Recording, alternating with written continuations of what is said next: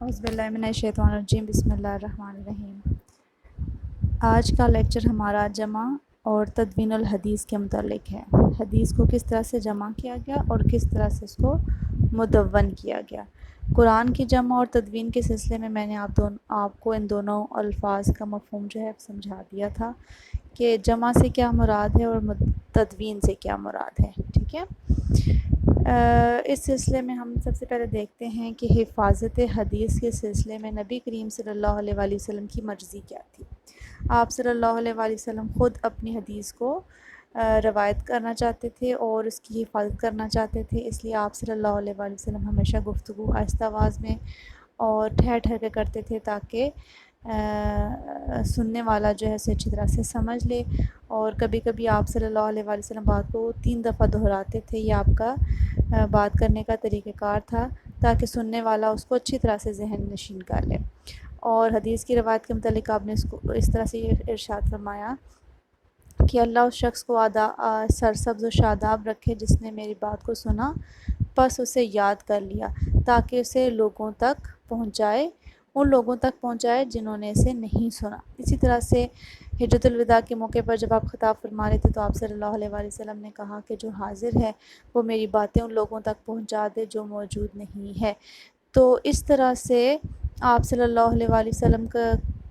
کا جو منشا تھا وہ یہی تھا کہ میری باتیں جو ہیں وہ ان لوگوں تک پہنچائی جائیں جو سن رہے ہیں، وہ ان لوگوں تک پہنچائے جو کہ یہاں نہیں سن پا رہے، یعنی بعد میں آنے والے۔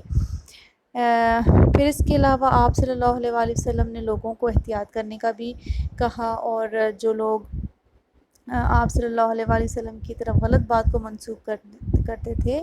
یا کرتے، ان کو جہنم کی وعید بھی سنائی۔ آپ صلی اللہ علیہ وآلہ وسلم نے کہا من کذب علیہ متعمدا فلیتبوأ مقعدہ من النار، کہ جس نے جان بوجھ کر مجھ پر جھوٹ باندھا وہ اپنا ٹھکانہ جہنم میں بنا لے۔ یہ احتیاطاً آپ صلی اللہ علیہ وآلہ وسلم نے احتیاط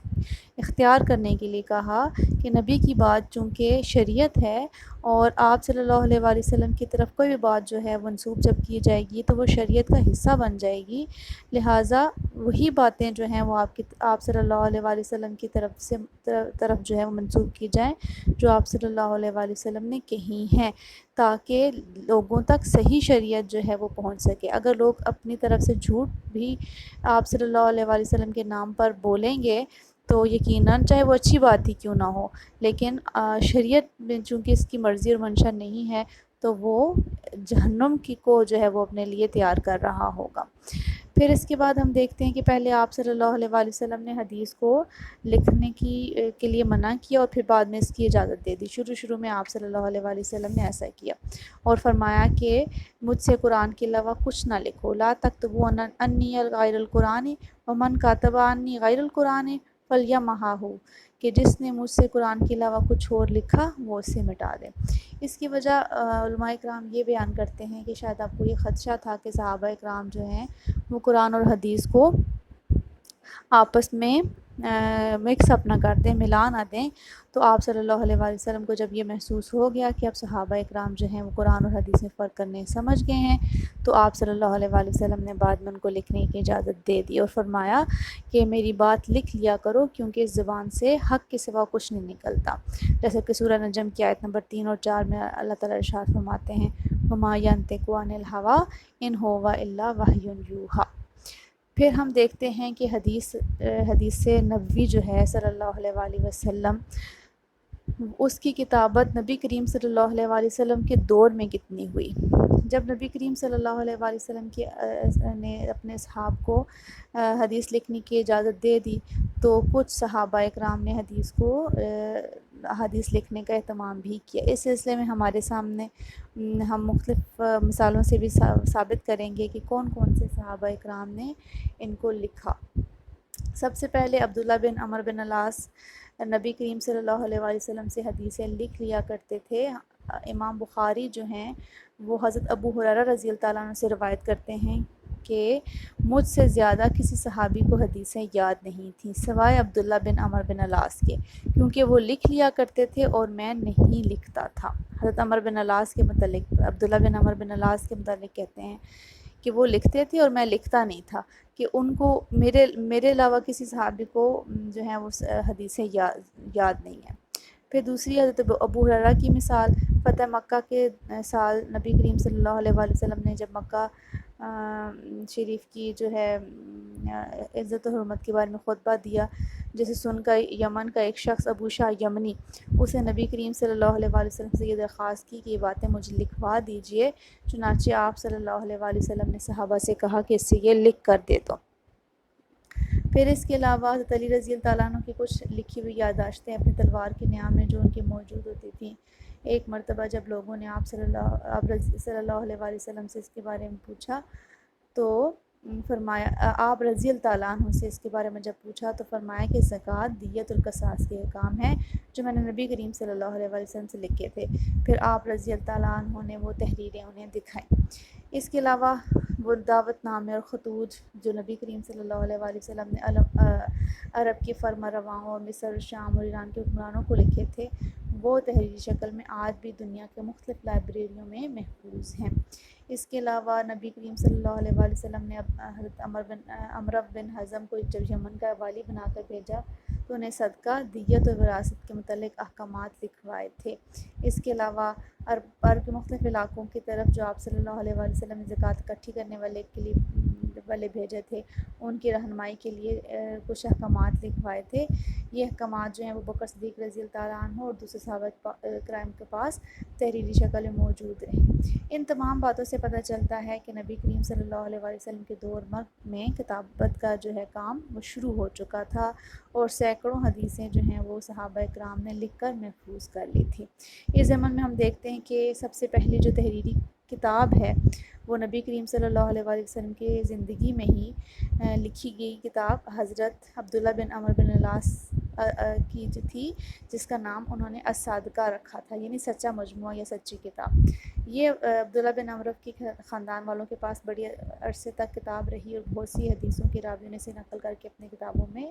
شامل کیا۔ یہ بات بھی ذہن میں رکھنے والی ہے کہ اکثر صحابہ کرام حدیثوں کے بارے میں اپنے حافظے اور قوت یادداشت پر بھروسہ کرتے تھے، کیونکہ عربوں کی جو حافظے کی قوت تھی وہ حیرت انگیز طور پر تیز تھی، اور کچھ صحابہ کے بارے میں اس سلسلے میں بہت سارے واقعات بھی ان کے یادداشت کے حوالے سے جو ہیں وہ موجود ہیں۔ مثلا ابو بکر صدیق رضی اللہ عنہ ماہر انساب تھے۔ ماہر انساب کا مطلب ہے جو شجرہ نسب ہوتا ہے یہ ان کو یاد ہوتا ہے، یعنی کہ جیسے ان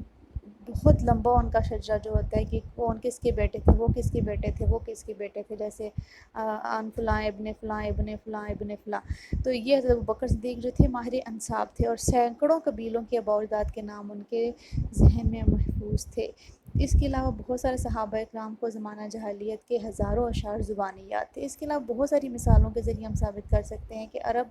جو تھے ان کا حافظہ کمال کی حد تک جو ہے وہ حیران کن حد تک تیز تھا۔ دوسری چیز ہم دیکھتے ہیں، پہلے تو ہم نے دیکھا کہ حدیث جو ہے وہ کیسے کتابت ہوئی نبی کریم صلی اللہ علیہ وآلہ وسلم کے دور میں۔ اب ہم دیکھتے ہیں کہ کیسے کتابت ہوئی صحابہ اکرام کے دور میں۔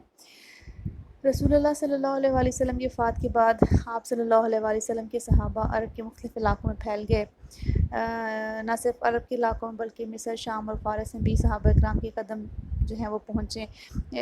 وہ سب کے سب نبی کریم صلی اللہ علیہ وآلہ وسلم کے شہادت و اقوال سے بہت محبت کرتے تھے، چنانچہ احادیث کی تعداد بڑھتی گئی اور صحابہ اکرام ان کو دوسرے لوگوں تک پہنچاتے چلے گئے۔ پہلی صدی ہجری کے اختتام تک احادیث نبویہ کی بہت بڑی تحریر جو ہے وہ سامنے آ چکی تھی، تحریری صورت میں مرتب ہو چکے تھے، جس میں سے ہم کچھ کا ذکر کریں گے۔ سب سے پہلے حضرت ابو ہریرہ رضی اللہ عنہ کی روایت کردہ جو احادیث ہیں ان کی تعداد صحابہ اکرام میں سب سے زیادہ ہے۔ ان کے ایک شاگرد ہیں حمام بن منبع، ان کی احادیث کا مجموعہ انہوں نے اپنے سامنے بیٹھ کر لکھا، یعنی انہوں نے اپنے استاد حضرت ابو ہریرہ کے سامنے بیٹھ کر یہ لکھا تھا، اور یہ مجموعہ صحیفہ حمام بن منبع کہلاتا ہے۔ یہ سارا مجموعہ امام احمد بن حنبل نے اپنی کتاب مسند احمد میں نقل کیا ہے۔ ٹھیک ہے۔ حضرت زید بن ثابت رضی اللہ عنہ نے وراثت کے بارے میں ایک جامع دستاویز لے کر معاویہ کو بھیجی تھی، اور حضرت علی کے فیصلے فتاویٰ تحریری صورت میں جمع کر لیے گئے تھے، اور یہ مجموعہ حضرت عبداللہ ابن عباس نے اپنی آنکھوں سے دیکھا تھا۔ اس کے علاوہ عبداللہ بن مسعود کا ایک مجموعہ ان کے بیٹے عبد الرحمن کے پاس محفوظ تھا، اور حضرت سمرہ بن جندب کی حدیث کا مجموعہ ان کے بیٹے سلیمان نے تیار کیا تھا۔ حضرت عبداللہ بن عباس رضی اللہ تعالیٰ عنہ کی جمع کی ہوئی احادیث کا مجموعہ ان کے خاندان والوں کے پاس محفوظ تھا۔ تو کتابت جو ہے وہ نبی کریم صلی اللہ علیہ وسلم کے دور میں اور کتابت صحابہ کرام کے دور میں جو ہے وہ اس حد تک ہو چکی تھی کہ ہم یہ کہہ سکتے ہیں کہ حدیث جو ہے وہ شروع سے ہی محفوظ ہوتی چلی آ رہی ہے۔ ایسا نہیں کہ بعد میں اس کو تحریری صورت میں سامنے لایا گیا، جس سے اس کی جو حجیت ہے یا اس کی جو سند ہے وہ مشکوک ہو سکتی تھی۔ لہٰذا ہم یہ کہہ سکتے ہیں اور ثابت کر سکتے ہیں کہ حدیث جو ہے وہ نبی کریم صلی اللہ علیہ وآلہ وسلم کی حیات مبارکہ سے ہی لوگوں کے سینوں سے آگے منتقل ہو رہی ہے، اور یہ سلسلہ آج تک جاری اور ساری ہے۔ اگلے لیکچر میں میں آپ کو تدوین حدیث کے جو اگلے 2 ادوار ہیں، عہد تابعین اور تبع تابعین، اور ائمہ حضرات کے جو دور میں اس کو کس طرح سے مدون کیا گیا اور اس کے سلسلے میں کون کون سے مشہور مجموعہ ہائے حدیث ہیں، یہ آپ کو اگلے لیکچر میں بتاؤں گی۔ آج کے لیے ہمارا لیکچر جو ہے وہ کتابت حدیث صحابہ اکرام کے دور تک ہی موجود ہے۔ ٹھیک ہے۔